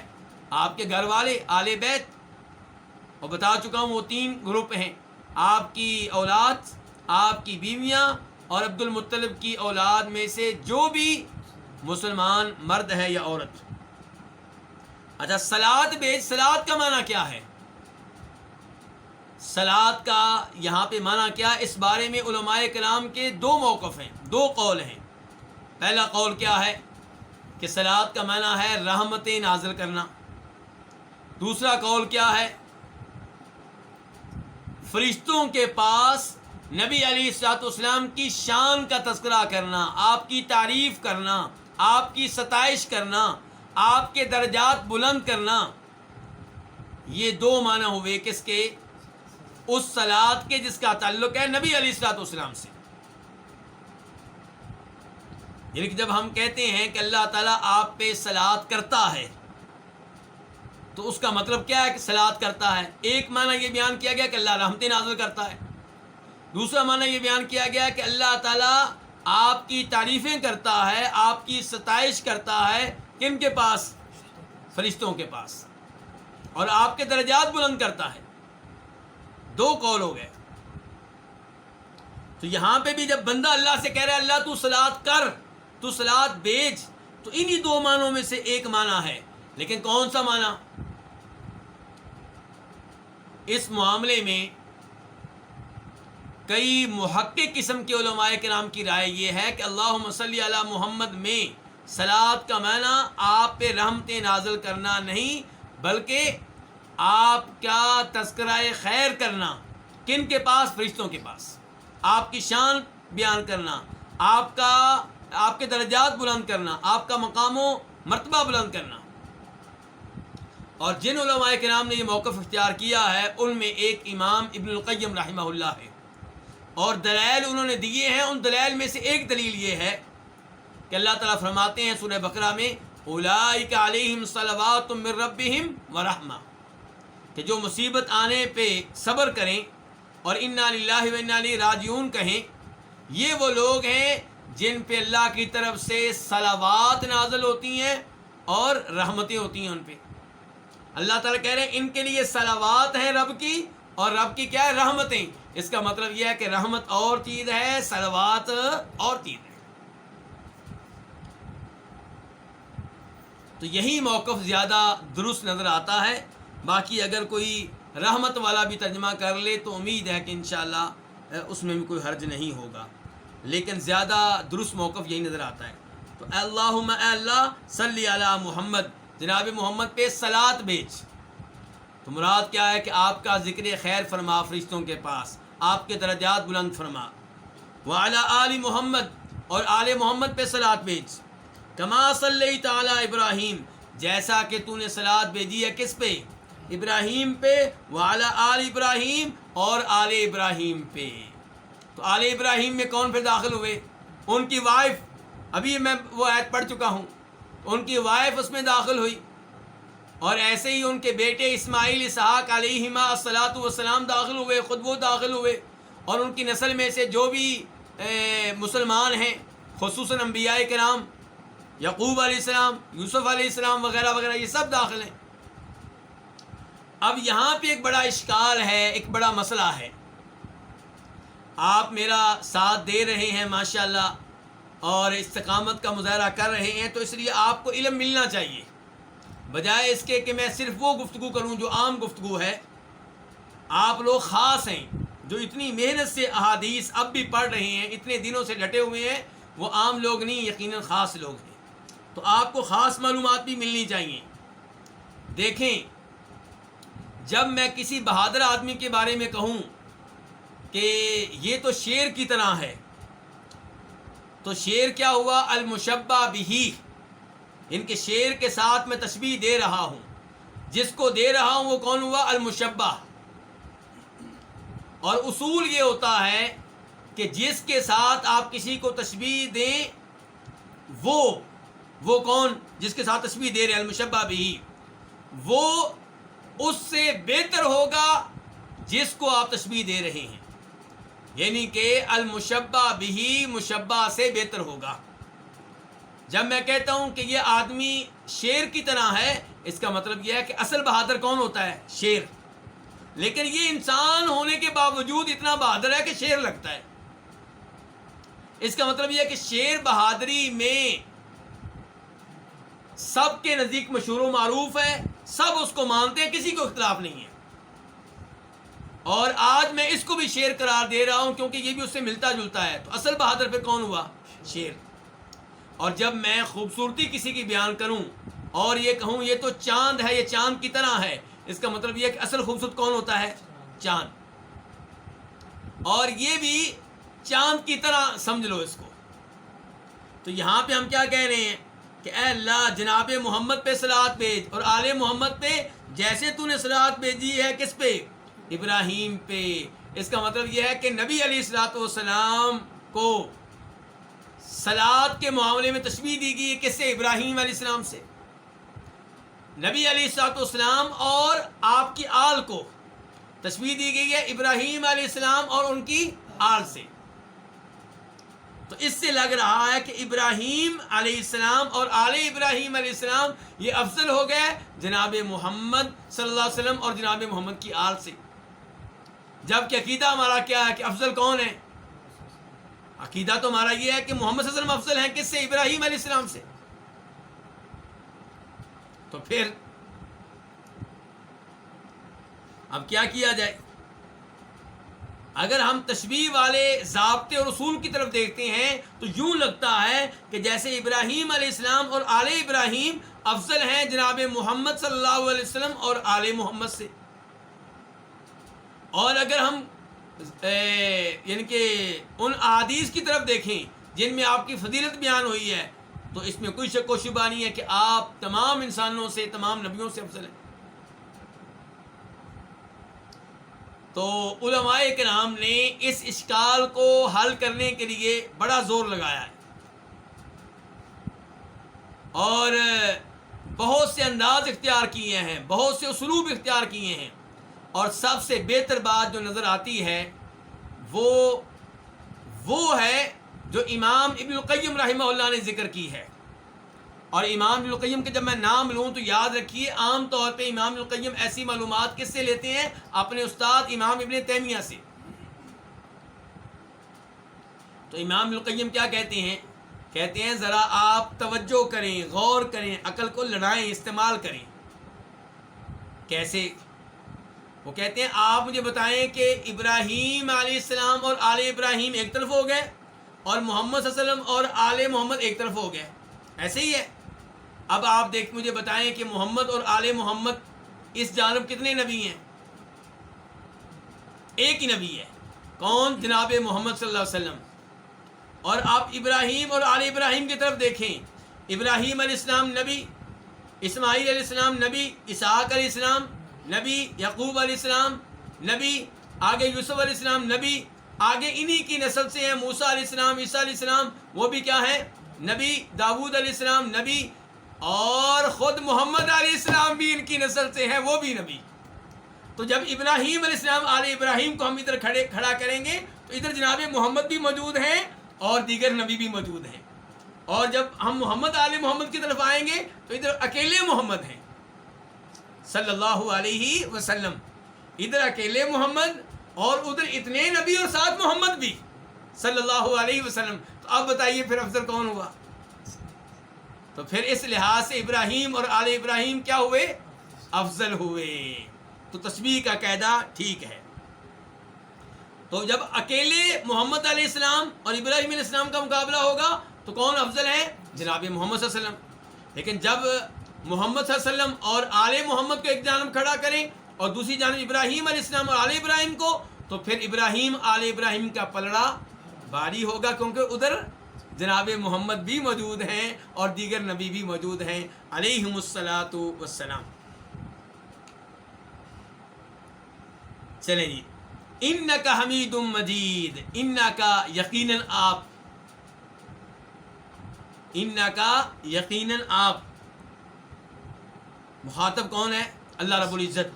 یقیناً تو، یقیناً آپ، یقیناً تو حمید، حمید فعیل بمعنی محمود، یقیناً تو قابل تعریف ہے. ہر حمد، ہر تعریف کس کے لیے؟ تیرے لیے. مجید، یقیناً تو کیا ہے؟ عظمت والا ہے، بزرگی والا ہے. یقیناً تو قابل تعریف ہے اور تو بزرگی والا ہے. اللہم بارک علی محمد، اے اللہ برکتیں نازل فرما جناب محمد پہ، وعلی آل محمد اور آل محمد پہ، کما بارکتا جیسے تو نے برکتیں نازل کی ہیں ابراہیم پہ، وعلی آل ابراہیم اور آل ابراہیم پہ، انک حمید مجید، یقیناً تو قابل تعریف ہے، خوبیوں والا ہے، مجید عظمت والا ہے. اور یہاں پہ بھی یہی معاملہ ہے کہ جو برکتیں نازل ہوئی ہیں محمد صلی اللہ علیہ وسلم پہ اور آل محمد پہ، وہ کم ہیں ان برکتوں کے مقابلے میں جو نازل ہوئی ہیں ابراہیم علیہ السلام اور آل ابراہیم پہ. کیونکہ ابراہیم علیہ السلام آل ابراہیم میں بہت زیادہ نبی ہیں اور ساتھ کون ہیں؟ محمد صلی اللہ علیہ وسلم بھی ہیں. چلیں جی. یہاں درود شریف کے تعلق سے یہ ایک بات بھی بتانا چاہوں گا کہ کئی لوگوں کو دیکھا گیا درود پڑھتے ہوئے کیا کہتے ہیں؟ اللہم صلی علی سیدنا محمد. سیدنا کا معنی کیا؟ ہمارے سردار. اس میں کوئی شک و شبہ نہیں ہے کہ نبی علیہ السلام ہمارے کیا ساری انسانیت کے سردار ہیں. وہ تو نبیوں کے بھی سردار ہیں. آپ کے سردار ہونے میں کوئی شک و شبہ نہیں ہے، لیکن آپ کے بتائے ہوئے درود کو تبدیل کرنے کی اجازت نہیں ہے. عزت کے نام پہ، ادب کے نام پہ، احترام کے نام پہ آپ کی سکھائی ہوئی اس دعا کو، آپ کے سکھائے ہوئے درود کو تبدیل کرنا درست نہیں ہے.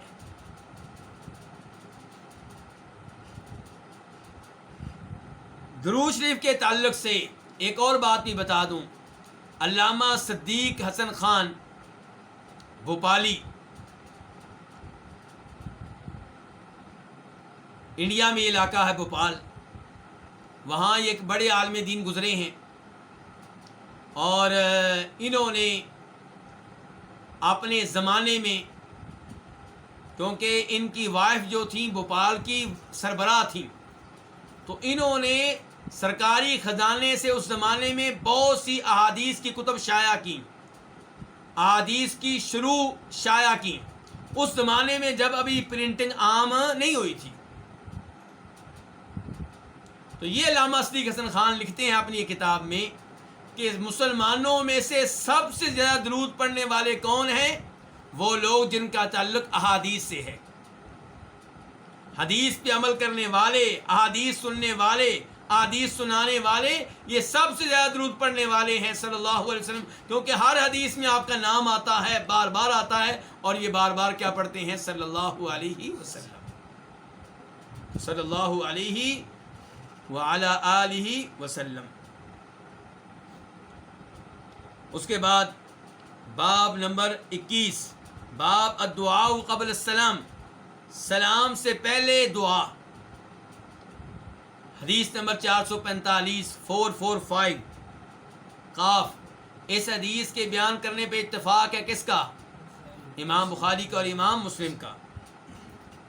عن ابی بکر صدیق رضی اللہ عنہ انہ قال، جناب ابو بکر صدیق رضی اللہ عنہ سے روایت ہے کہ بے شک انہوں نے کہا، کس سے؟ رسول اللہ صلی اللہ علیہ وسلم سے، علمنی، مجھے تعلیم دیں، مجھے سکھائیں، دعاءً، کوئی ایسی دعا، ادعو بہی، جو میں کر سکوں، فی صلاتی، اپنی نماز میں. اے اللہ کے رسول مجھے کوئی ایسی دعا بتائیں جو میں اپنی نماز میں پڑھ سکوں. اور یہاں پہ دیکھیے جناب صدیق رضی اللہ عنہ کس سے دعا پوچھ رہے ہیں؟ نبی علیہ السلام سے، حالانکہ عربی بہترین جانتے ہیں. تو آپ کے بتائے ہوئے وظیفے، ان کا مقابلہ آج کل کے کسی پیر کا بتایا ہوا وظیفہ نہیں کر سکتا. قال، تو آپ نے کہا، قل، کہو، اللہم، اے اللہ، انی ظلمت نفسی ظلما کثیرا، بے شک میں نے اپنے نفس پہ بہت زیادہ ظلم کیا ہے. میں نے اپنے نفس پہ بہت زیادہ ظلم کیا ہے. کیا کر کے؟ گناہ کر کے. کیونکہ گناہ کرتا ہوں تو سزا کس کو ملے گی؟ میرے نفس کو ملے گی. تو میں نے اپنے اوپر بہت زیادہ ظلم کیا ہے. ولا یغفر الذنوب الا انت، اور نہیں ہے گناہوں کو بخشنے والا الا انت، مگر تو. گناہوں کو بخشنے والا تو ہی ہے. جو گناہ ہم نے اللہ کے تعلق سے کیے ہیں انہیں اللہ کے علاوہ کوئی معاف کرنے والا نہیں ہے. فاغفر لی مغفرۃ من عندک، اس لیے اغفر، تو معاف کر دے، لی، مجھے، مغفرتاً، ایسی بخشش، ایسی معافی، من عندک، جو تیری طرف سے ہو، جو تیرا خاص فضل ہو، جو تیری خاص رحمت کر دی جاؤ. فاغفر لی مغفرۃ من عندک، پس تو میری مغفرت فرما، ایسی مغفرت، ایسی بخشش، من عندک، جو تیری طرف سے ہو، جو تیرا فضل ہو. وارحمنی، اور میرے اوپر رحم فرما، میرے اوپر رحمت نازل فرما. انک انت الغفور الرحیم، بے شک تو ہی بہت بخشنے والا ہے، نہایت رحم کرنے والا ہے. انک کا معنی کیا ہے؟ بے شک. اور کاف کا معنی کیا؟ تو. انت کا معنی کیا؟ تو. دو تو جمع ہو گئے تو ہم اردو میں ترجمہ کیا کرتے ہیں؟ بے شک تو ہی بہت بخشنے والا، نہایت رحم کرنے والا ہے. سوال کیا تھا؟ مغفرت کا اور رحمت کا، ایسے ہی ہے. تو اسی لیے آخر میں کہا کہ میں تو اس سے مغفرت کا، رحمت کا سوال کیوں کر رہا ہوں؟ کیونکہ تو ہی بہت بخشنے والا، نہایت رحم کرنے والا ہے.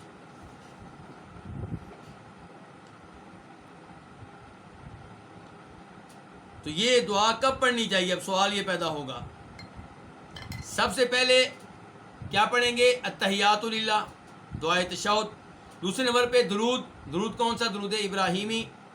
اور تیسرے نمبر پہ کیا پڑھیں گے؟ تیسرے نمبر پہ وہ دعا پڑھیں گے جو ابھی ہم پڑھنے لگے ہیں، جو حدیث نمبر 446 میں آئے گی، 446 میں. اور اس کے بعد آپ یہ دعا پڑھیں جو ابھی ہم پڑھ چکے ہیں، 445، یعنی کہ اللہم انی ظلمت نفسی. اس کو لیٹ کریں اس دعا سے جو دعا ابھی ہم پڑھنے لگے ہیں. تو ابھی حدیث کون سی ہے؟ 446، 446 قاف. اس حدیث کے بیان کرنے پہ اتفاق ہے، کس کا؟ امام بخاری کا اور امام مسلم کا.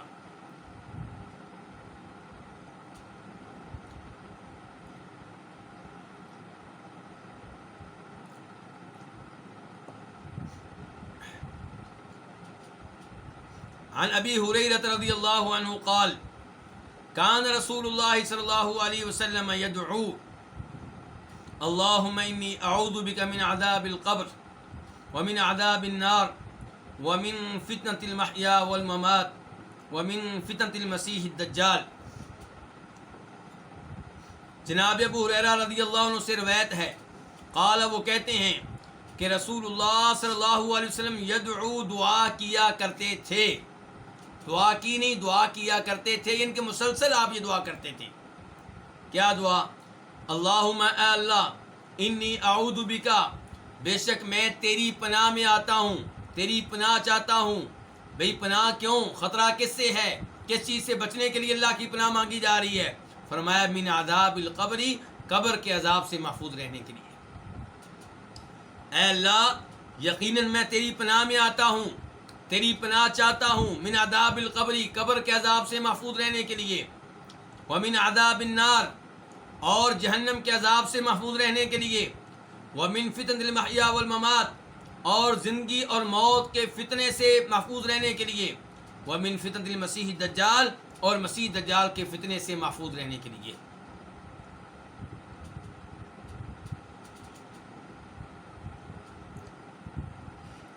یہاں پہ پہلی بات تو یہ آپ کے سامنے رکھنا چاہوں گا کہ نبی علیہ الصلوۃ والسلام یہ دعا پڑھتے تھے بلکہ آپ نے یہ دعا پڑھنے کا حکم دیا ہے۔ اس لیے بہت سے علماء کرام کی رائے ہے کہ یہ دعا پڑھنا واجب ہے، ضروری ہے، لازمی ہے، یعنی کہ درود شریف کے بعد آپ کو اور دعا پڑھیں نہ پڑھیں، یہ دعا ضرور پڑھیں۔ یہ دعا کتنی اہمیت رکھتی ہے، امام مسلم رحمہ اللہ روایت کرتے ہیں طاؤس بن کیسان الیمانی مشہور و معروف تابعی سے کہ ان کے سامنے ان کے بیٹے نے نماز پڑھی، تو نماز کے بعد بیٹے سے پوچھتے ہیں بیٹا نماز میں یہ دعا پڑھی تھی؟ بیٹے نے کہا نہیں، کہا دوبارہ نماز پڑھو۔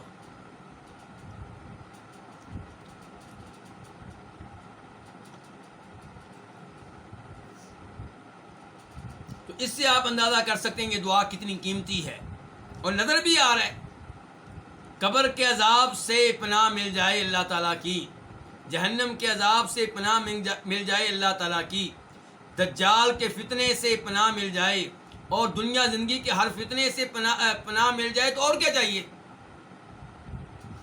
اس سے بڑھ کر آرزو اور خواہش کیا ہو سکتی ہے؟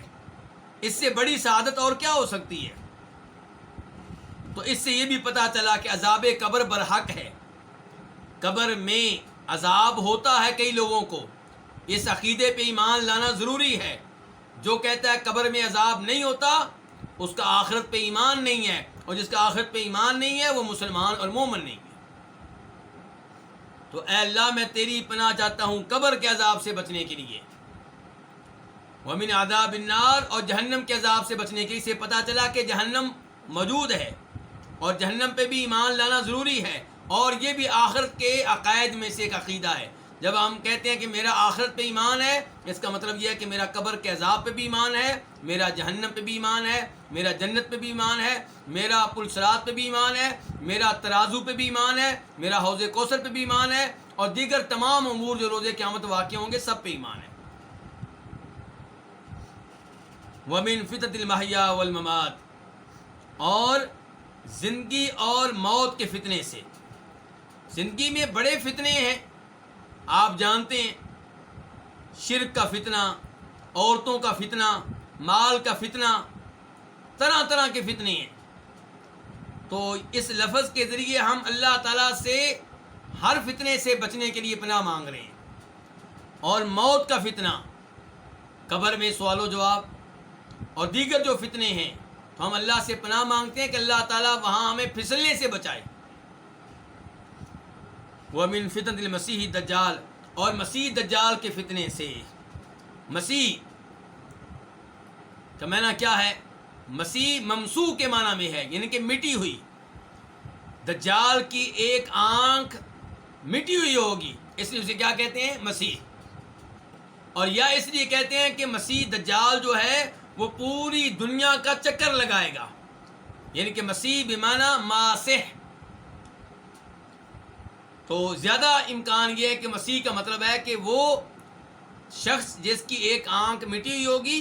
دجال بہت جھوٹا ہوگا، بہت زیادہ دھوکہ دینے والا ہوگا، بہت فریبی ہوگا، کبھی نبی ہونے کا دعویٰ کرے گا، کبھی رب ہونے کا دعویٰ کرے گا، جنت جہنم اپنی طرف سے لے کر آئے گا، اور یہ بہت بڑا جھوٹا ہوگا۔ تو اس کا فتنہ بہت بڑا فتنہ ہے۔ تو اس لیے نماز میں ان چار چیزوں سے پناہ مانگنی چاہیے، اور اللہ سے سوال کرنا چاہیے کہ یا اللہ ہمیں اپنی پناہ میں لے لے۔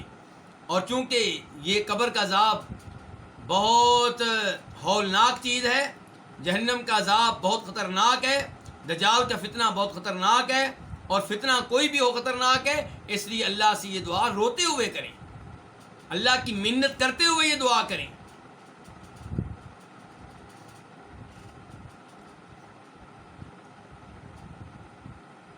اس کے بعد باب نمبر 22، باب التسلیم، یہ باب ہے سلام پھیرنے کے بارے میں۔ حدیث نمبر 447 447 میم۔ اس حدیث کو اپنی کتاب میں جگہ دینے والے امام کا نام کیا ہے؟ امام مسلم۔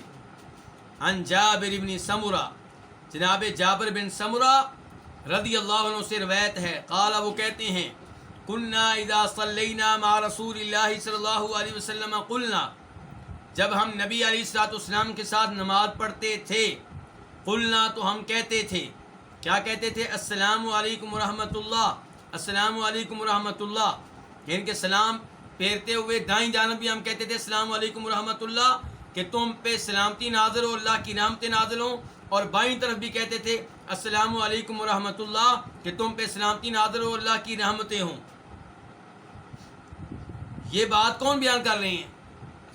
جابر بن سمرہ۔ وَأَشَارَ بِيَدِهِ، جابر بن سمرہ کے شاگرد کہتے ہیں، جنہوں نے یہ حدیث جابر بن سمرہ سے لی ہے، وہ کہتے ہیں وَأَشَارَ، اور جابر نے اشارہ کیا، بِيَدِهِ، اپنے ہاتھ کے ساتھ، إِلَى الْجَانِبَيْنِ، دونوں جانب، دائیں جانب بائیں جانب، یہ کہ جب جناب جابر بن سمرہ یہ حدیث بیان کر رہے تھے اور کہہ رہے تھے کہ جب ہم اللہ کے رسول کے ساتھ نماز پڑھتے تھے تو ہم کہا کرتے تھے السلام علیکم ورحمۃ اللہ، السلام علیکم ورحمۃ اللہ، تو جناب جابر نے دائیں اور بائیں جانب کیا کیا؟ اشارہ کیا۔ فقال رسول اللہ صلی اللہ علیہ وسلم، تو رسول اللہ صلی اللہ علیہ وسلم نے فرمایا علامہ تؤمئون بأیدیکم، علامہ اصل میں کیا تھا؟ علا اور ما، علا الگ تھا، ما الگ تھا، لیکن جب ما استفہام کے لیے، سوال کرنے کے لیے استعمال ہوا تو اس کا الف گر گیا، اب لفظ کیا ہو گیا؟ علامہ، کس بنیاد پہ، کس وجہ سے، کس لیے؟ تومئون، تم اشارہ کرتے ہو، بأیدیکم، اپنے ہاتھوں کے ساتھ، کأنہا، گویا کہ یہ کیا؟ یہ ہاتھ، گویا کہ یہ ہاتھ اذناب خیل شموس، سرکش گھوڑوں کی دمیں ہیں، یعنی کہ سلام پھیرتے ہوئے صحابہ کرام اپنے ہاتھوں کے ساتھ اشارہ بھی کیا کرتے تھے، اور اشارہ ایسے کرتے تھے جیسے سرکش گھوڑوں کی دمیں ہوتی ہیں، اور دمیں کیسے ہلتی ہیں؟ ایسے دائیں بائیں، اور جو رکوع جاتے ہوئے رفع الیدین کرتے ہیں وہ کیسے ہوتا ہے؟ وہ دائیں بائیں نہیں ہوتا، وہ کدھر ہوتا ہے؟ اوپر کو ہوتا ہے۔ تو آپ کس سے روک رہے ہیں؟ سلام پھیرتے ہوئے اشارہ کرنے سے روک رہے ہیں۔ میرے بھائی اس حدیث کو توجہ سے لیں، یہ جابر بن سمرہ والی حدیث ہے۔ یہ حدیث کہاں آئی ہے؟ مسلم شریف میں۔ مسلم شریف میں یہ حدیث 2 بار آئی ہے۔ یہاں پہ مسلم شریف میں اس کا نمبر کیا آخر میں دیکھیں لکھا ہوا ہے، بریکٹ میں کیا لکھا ہوا ہے؟ 431۔ تو یہ حدیث مسلم میں 2 دفعہ آئی ہے، 430 بھی اور 431 بھی۔ 431 میں تفصیل آئی ہے اور 430 میں تفصیل نہیں ہے۔ 430 نمبر پہ جب آپ یہ حدیث مسلم شریف میں پڑھیں گے تو پتہ چلے گا کہ نبی علیہ السلام نے صحابہ کرام سے کہا کہ تم اپنے ہاتھ کیوں ہلاتے ہو؟ گویا کہ یہ ایک سرکش گھوڑوں کی کیا ہے؟ دمیں ہیں، نماز میں پرسکون رہا کرو۔ تو ہمارے وہ بھائی جو رفع الیدین کے قائل نہیں ہیں، جو کہتے ہیں رکوع میں جاتے ہوئے رفع الیدین نہیں کرنا چاہیے، وہ کہتے ہیں دیکھو نبی علیہ السلام نے نماز میں رفع الیدین کرنے کو سرکش گھوڑوں کی دموں کو حرکت کرنے سے تشبیہ دی ہے، اور کہا ہے نماز میں پرسکون رہا کرو۔ رفع الیدین تو سکون کے خلاف ہے۔ اس کو دلیل کون بناتے ہیں؟ ہمارے وہ بھائی جو رفع الیدین کے قائل نہیں ہیں۔ تو ہماری گزارش یہ ہے کہ پہلی بات ہے کہ آپ پوری حدیث بیان کریں، یہ ہے پوری حدیث، جس سے پتہ چلتا ہے کہ نبی علیہ السلام نے صحابہ کرام کو جس اشارہ کرنے سے روکا تھا وہ رکوع میں جاتے ہوئے یا اٹھتے ہوئے نہیں تھا، وہ سلام پھیرتے ہوئے تھا۔ وہ کب تھا؟ جیسے آج بھی وہ لوگ جو صحابہ کرام سے محبت نہیں کرتے، آج بھی سلام پھیرتے ہوئے وہ اشارے کر رہے ہوتے ہیں۔ آپ کبھی ان کو نماز پڑھتے ہوئے دیکھیں، سلام پھیرتے ہوئے اشارہ کر رہے ہوتے ہیں کہ نہیں کر رہے ہوتے؟ ہاتھوں کو ہلا رہے ہوتے ہیں نا، ہلا رہے ہوتے ہیں وہ آج بھی۔ تو آپ نے سلام پھیرتے ہوئے اشارہ کرنے سے، ہاتھوں کو حرکت کرنے سے روکا ہے۔ رکوع میں جاتے اٹھتے ہوئے تو آپ پوری زندگی خود کرتے رہے ہیں، اور ویسے بھی اگر ہر حرکت نماز میں ممنوع ہو تو پھر نماز کے شروع میں رفع الیدین تو سارے ہی کرتے ہیں، تو کیا اسے بھی آپ کہیں گے سرکش گھوڑوں کی دموں کی طرح حرکت کیوں دے رہے ہو ہاتھوں کو؟ نہیں، ایسا نہیں ہے۔ جو ممنوع ہے یہ وہ رفع الیدین ہے، یہ وہ ہاتھوں کو حرکت دینا ہے جو سلام پھیرنے کے موقع پہ ہے۔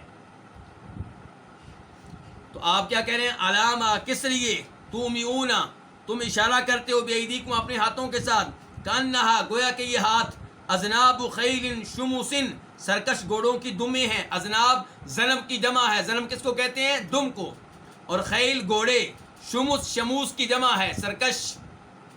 انما یکفی احدکم تم میں سے کسی ایک کے لیے اتنا کافی ہے کہ ان یضع یدہ کہ وہ رکھے اپنا ہاتھ علی فخذہ کس پہ؟ اپنی ران پہ. ثم ان کے ہاتھ ران پہ ہی رہیں. ثم یسلم پھر سلام پھیرے، پھر سلام کہے علی اخیہ اپنے بھائی کو. سلام کس کو کہے؟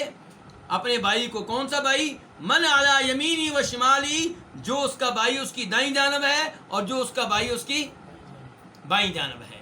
یعنی کہ السلام علیکم ورحمۃ اللہ یہ سلام ہو گیا دائیں جانب والوں کو، اور السلام علیکم ورحمۃ اللہ یہ سلام ہو گیا ان بھائیوں کو جو کدھر ہیں؟ بائیں جانب ہے. بلکہ علماء کرام نے لکھا ہے یہ سلام ہو گیا دائیں جانب کے انسانوں کو بھی، فرشتوں کو بھی، جنوں کو بھی، اور بائیں جانب والا سلام بھی ہو گیا انسانوں کو، جنوں کو، فرشتوں کو بھی. اچھا یہاں پہ ایک عقیدے کی بڑی اہم بات ہے کہ جب آپ اکیلے نماز پڑھیں گے پھر بھی آپ کہیں گے السلام علیکم، تمہارے اوپر کیا ہو؟ تمہارے اوپر سلام ہو. کس کو کہہ رہے ہیں آپ؟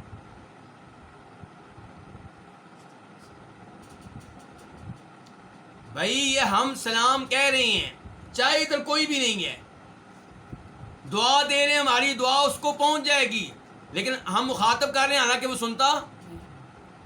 ادھر کوئی سن رہا ہے جب میں آستہ آواز سے سلام پھیرتے ہوئے کہہ رہا ہوں السلام علیکم آستہ آواز سے؟ کیا کوئی سن رہا ہے؟ پھر بھی ہم ان کو مخاطب کر رہے ہیں جن کو سلام کہنا چاہتے ہیں. ایسے ہی ہے کہ نہیں ہے؟ اور کہہ رہے ہیں تمہارے اوپر سلامتی ہو. تو ایسے ہی اگر ہم نبی علیہ الصلوۃ والسلام کی قبر کے پاس آ کے کہتے ہیں اے نبی آپ پہ سلام ہو، اس کا مطلب یہ نہیں کہ آپ سن رہے ہیں، بلکہ ہمارا یہ پیغام پہنچ جاتا ہے، ہماری یہ دعا آپ کو لگ جاتی ہے. وہ سن رہا ہے جس نے دعا قبول کرنی ہے. تو آپ کہہ رہے ہیں انما یکفی احدکم تم میں سے کسی ایک کے لیے اتنا کافی ہے. کیا کافی ہے؟ ان یضع یدہ کہ وہ رکھے اپنا ہاتھ علی فخذہ اپنی ران پہ، کہ اپنے ہاتھوں کو حرکت نہ دو، اپنی رانوں پہ رہنے دو.